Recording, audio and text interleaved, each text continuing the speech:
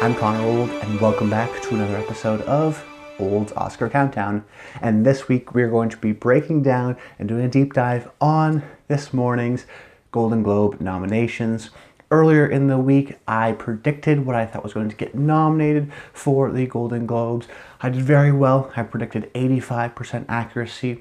I was in the top 12% of all predictors on Gold Derby, so I was happy with that result, and that's why ultimately you come to this channel, because we have those top tier predictions, because we predicted Rosamund Pike at 100 to 1 odds to get in for Saltburn, because we predicted Dua Lipa for her Barbie song Dance the Night to get nominated. We have these sort of wildcard picks that are not necessarily wild cards, but are smart, calculated, and ultimately get nominated. So we were happy with that result. And essentially in this video, and in this week's episode of Old's Oscar Countdown, I wanted to go through and talk about 5 things that mattered, 5 results that mattered, and then 5 results that really didn't matter. Because ultimately, when you're looking at the Golden Globes, you're interested in what's going to win the Golden Globes, but ultimately, at least on this channel, this is Old Oscar Countdown, we're trying to figure out what's going to get nominated for the Oscars, what's going to win for the Oscars. That's the big one that we look forward to. And the Golden Globes are an interesting award show that come along the way, but in terms of their winners, they're pretty inaccurate at predicting what the Oscars are going to win. But in terms of nominations, they give us a really interesting snapshot of the contending movies right now, and oftentimes the nominations do matter. And the biggest thing for Oscar predicting is trying to take some of these data points, trying to predict taking some of the data that we get from these award shows and trying to figure out what matters, what doesn't matter. Do I have to really worry about this movie, or is it just a Globes thing? That's what I want to talk about on this video. 5 results that matter and are indicative of what they can tell us for the future of the Oscars, and then 5 results that don't matter. And quickly at the top of the show, as always, it always helps if you like the video and if you comment below and let me know some of your thoughts on the Golden Globes, how well you did on your predictions. I'd love to hear that. I really do enjoy reading all the comments, and you guys have been showing a lot of support. We're getting a lot of comments every single week, which I do appreciate, so please continue to do that. But starting off now with the first result that mattered, and that was the Color Purple underperforming. That was sort of the big surprise, I think, of the morning, because it didn't do terribly. It got in for Fantasia Barrino and Danielle Brooks, but it didn't get in for Best Film, Comedy or Musical, which was a huge miss. You're talking about 6 nominees, an expanded 6 versus last year and the years prior, in which the body nominated 5 in each of the categories. This year they nominated 6. So the fact that the Color Purple couldn't even get into the 6 of a historically weaker category. The drama films have usually been much more indicative of getting nominated at the Oscars. And comedy, we get Borat 2 and certain other movies that aren't really big Oscar movies, but still get nominated. So the fact that it couldn't even get in an expanded group in a weaker category, if you're talking about comedy versus drama, it's really disappointing. And then you look at it and you go, oh wait, it also didn't even get in for Best Song, Best Original Song. The fact that this is a musical that's supposedly, based on a beloved film and a beloved Broadway musical, and there's a lot of expectations of this being an Oscar movie. So the fact that it didn't get in for song really disappointed me in terms of its overall Oscar chances. And then, if you were sort of keen and looking a little bit ahead, you saw this coming because the National Board of Review didn't nominate it in its top 10, neither did the American Film Institute. And those are 2 American favorite branches that will nominate more sort of traditional Hollywood films and blockbusters, and movies like The Color Purple. They're not like, some critics group that's going to nominate a bunch of strange foreign films. They do nominate sort of more traditional films. So the fact that those 2 groups didn't even nominate it either, The Color Purple, I think, is the big movie that we can take away from and go, okay, it's clearly not as well liked as maybe we thought it would be. Start to take it out in some of our predictions. I've already taken it out of my top 10 for Best Picture. I don't have Taraji P. Henson getting in for Best Supporting Actress. I've also taken Fantasia Barrino out of my predictions for Best Lead Actress, because while Fantasia did get in this category, and she was the Best Film, Comedy or Musical Actress category, which is a weaker category, so I actually did leave Barrino out. So I'm not going to quit totally on The Color Purple, but sometimes it's smart to take in this data, take in this information, and go, hey, it's not performing, it's not resonating. Maybe it's only a performance type movie, and it's not really a Best Picture contender. I still haven't, in something for costumes, for example. I'm not writing it out off for a nomination like Best Original Song, but it is a movie that disappointed this morning that I think really needed to do well and didn't. And then the first result that didn't really matter, I think, is Saltburn and its nominations. So it got nominated for Rosamund Pike in Best Supporting Actress. I predicted it at 100 to 1 odds. It got in, so I wasn't totally surprised. You know, I looked at Rosamund Pike's history with the Globes. They love her. They've given her wins for movies that people hadn't even heard of. So I knew that Saltburn, Promising Young Woman director, that movie overperformed at the Globes. It just made too much sense for it to get nominated. So I wasn't surprised, and I don't think you should be either, just because this is a Globes group that did really like Promising Young Woman, so you knew that they would see Saltburn because they really like Rosamund Pike. The Barry Keoghan nomination was also not that surprising. I had that predicted as well. So this does feel like a situation where it gets nominated at the Globes. Maybe there's a SAG, something that happens, but we also have to keep in mind that this was an expanded set of nominations, so instead of 5, there's 6. So sometimes when you're looking at that, you have to sort of figure out who was the sort of 6th nominee, who was the person that sort of sneaked in. And in a category like Best Supporting Actress, Rosamund Pike sort of made the most sense as someone that would sneak in, just because of her past love with the Golden Globes, because of Saltburn not being a critically beloved type of movie, very divisive. So I don't believe in Saltburn as a big Oscar contender, so I wouldn't be putting too much stock and weight into these 2 nominations. Then the second result that I think matters and is interesting to talk about is the Holdovers sort of underperforming. It didn't get in for Alexander Payne for Best Director. It didn't get in for Screenplay. It didn't get in for Dominic Sessa for Best Supporting Actor, which I predicted would get in. I thought that would get in. I thought this movie would be a little bit more appreciated by the Globes.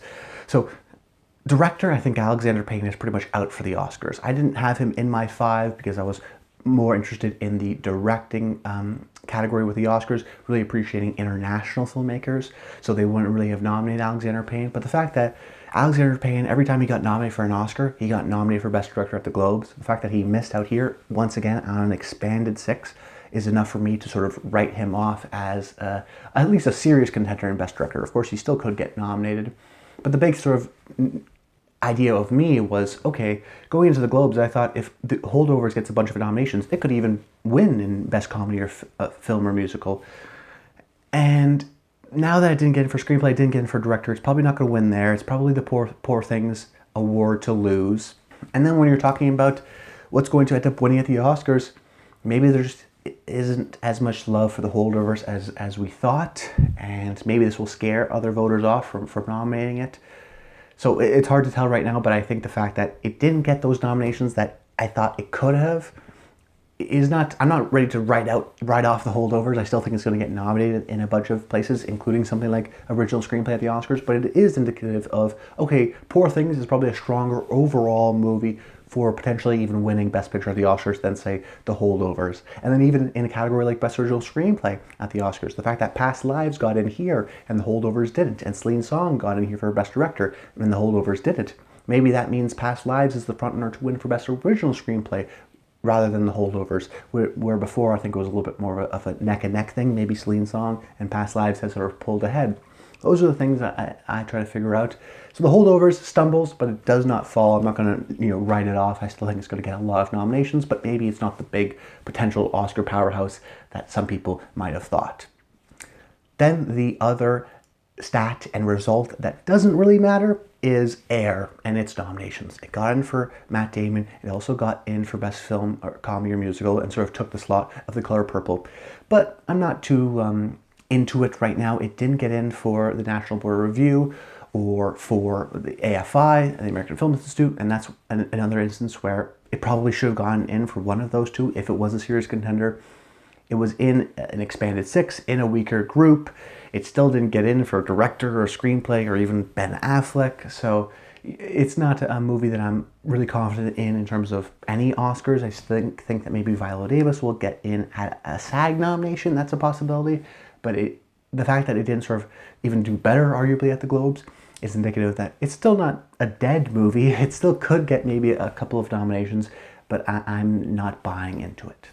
And then the third result that matters is the success of Past Lives. The fact that Past Lives overperformed. Now, it didn't crazily overperform.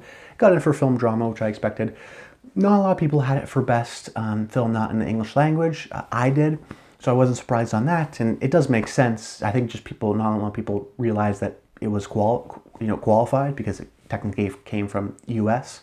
and it's mostly in English, so people didn't think of it that way. But movies like Minari or The Farewell got nominated in this category in a similar sort of a fashion. So I thought it was going to get nominated there. So that wasn't a surprise. The big surprise, I think, was, for me at least, Celine's song in for Best Director. Didn't really see that one coming. Even in screenplay, you could see a world where it would get nominated, and it did. So the Globes really like Past Lives. I think Past Lives, I thought since the beginning of the season, was more of a 4-5 contender than like a 7-8-9 contender that some people had it. They thought it was maybe going to sneak in for a nomination. I've always considered it as a potential maybe Best Picture winner if everything sort of falls right. But I've always sort of compared it to a movie like Minari, which was always in the sort of top of the conversation, wins an Oscar, but maybe doesn't overperform. So it's notable that it did so well here because it shows me that even though Past Lives came out in the summer, it still has its fans. It's still a movie that is resonating, and I do think it's going to continue to pick up some critical rewards too at the end of the year, which will only help its chances. Then the third result that doesn't matter is Fallen Leaves. I think a lot of people came out of the Globes and thought, oh my God, Alma Poisty, she's going to maybe be a potential nominated at the Oscars. Fallen Leaves, guarantee for Best International Feature. I'm a little bit more on the sort of pump your brakes section. Let's not forget the category that Alma was nominated in was the Best Comedy or Musical lead actress category, who also had Jennifer Lawrence in No Hard Feelings. I don't think anybody thinks Jennifer Lawrence is even going to contend for an Oscar. So I saw some people immediately go, oh, is this an Oscar movie? This is a Best Picture movie? I wouldn't go that far. I wouldn't necessarily say that. I think it's a nice nomination, but it was a very weak category, and you're going to have a lot of nominations that you probably aren't going to contend for the Oscars get in for there. But that's not to say, though, that The Fallen Leaves is not going to get nominated for Best International Feature. I think this definitely helps its chances. But let's also not forget, too, that, Mubi had Decision to Leave last year, and that didn't get nominated for Best International Feature. So just because it has a lot of notoriety, just because it's heavily online, doesn't necessarily mean it's going to resonate with that branch at the Oscars. They can be a very sort of peculiar and finicky branch at the Oscars. And Aki Kaurismäki, maybe his brand of filmmaking, maybe that just won't resonate with the Oscars. So I think it's a real contender in that category, and I'll talk about it in the next coming weeks, my predictions, but I'm not necessarily ready to solidify it as a guaranteed nominee. The Globes aren't always the best predictor in terms of highlighting international features, in terms of the ones that the Oscars ultimately like. And then the fourth result that I think really matters is Poor Things getting in everywhere it needed to get into. Because I think a lot of people, they look at the misses. They go, oh, Holdovers misses. Oh, Color Purple misses. But sometimes we forget who performed, right? Who actually showed up. And we knew Oppenheimer and Barbie, we knew they were going to do well. You could even say Barbie overperformed because it got in those song nominations. But for me, Poor Things was the big one because I wasn't sure Willem Dafoe was going to get in. It got in, and Best Supporting Actor, which wasn't divided by category. So that's two performances from the same film in the same category in a more competitive category, a supporting actor category. Strong sign for Poor Things. It also got in for score, which I predicted, but that wasn't necessarily a guarantee. Another sign of strength. And then it also gets in director, and then it also gets in Emma Stone and film.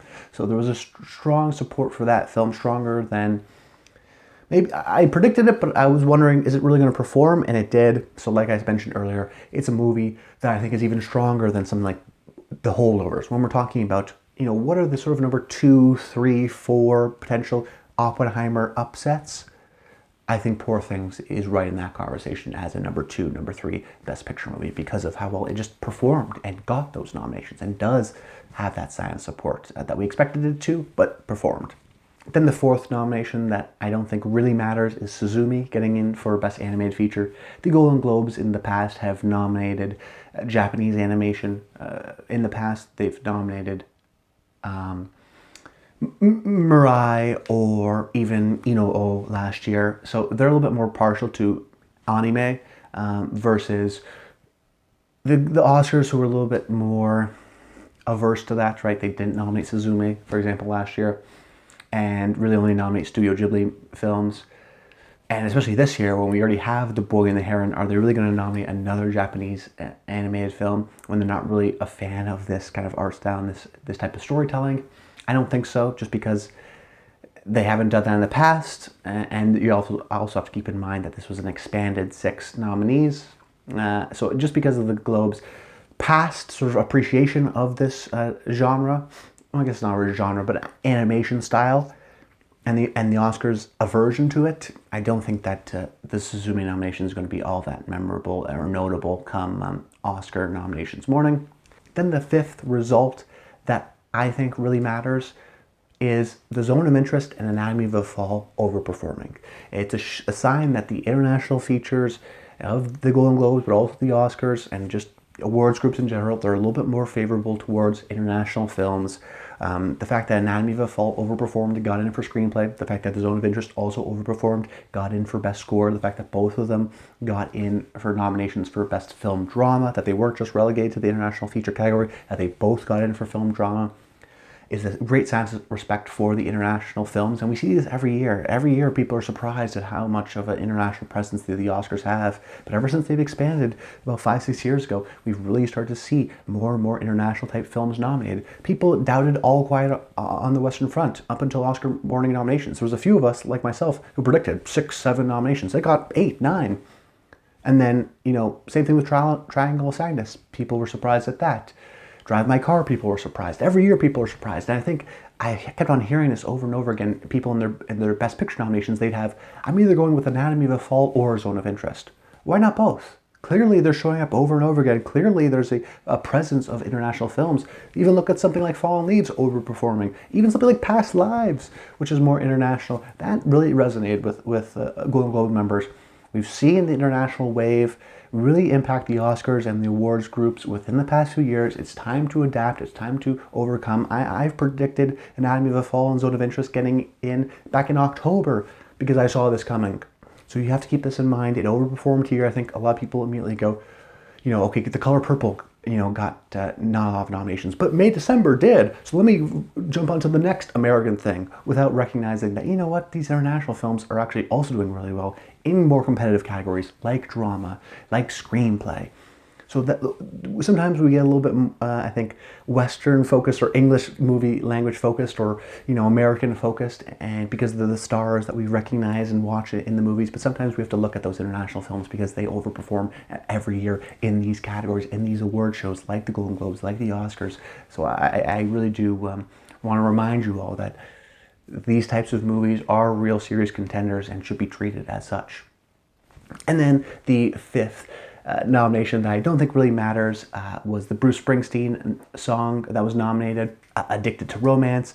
I think they just wanted Springsteen at their show, and this is a Golden Globes group that really loves celebrities, which is why I think they nominated this or the Dua Lipa song, because they wanted those people at the show. And I think the Oscars will appreciate that less and aren't as concerned with that, so I don't think those people are going to get nominated at the Oscars. But if you want to hear my thoughts on the Best Original Song category, you can watch my predictions on that. I did that a video a couple episodes ago now. But that's about it, guys. I hope you enjoyed the video. Stay tuned to Wednesday. Later this week, I'm going to be giving my reactions to the Critics' Choice nominations and all the sort of excitement that comes from that award show. That will be a lot of fun, too. And one of these sort of similar what matters and what doesn't matter type shows. So keep an eye on that for Wednesday night. But that's about it. I hope you guys enjoyed the video. And until next time, stay tuned.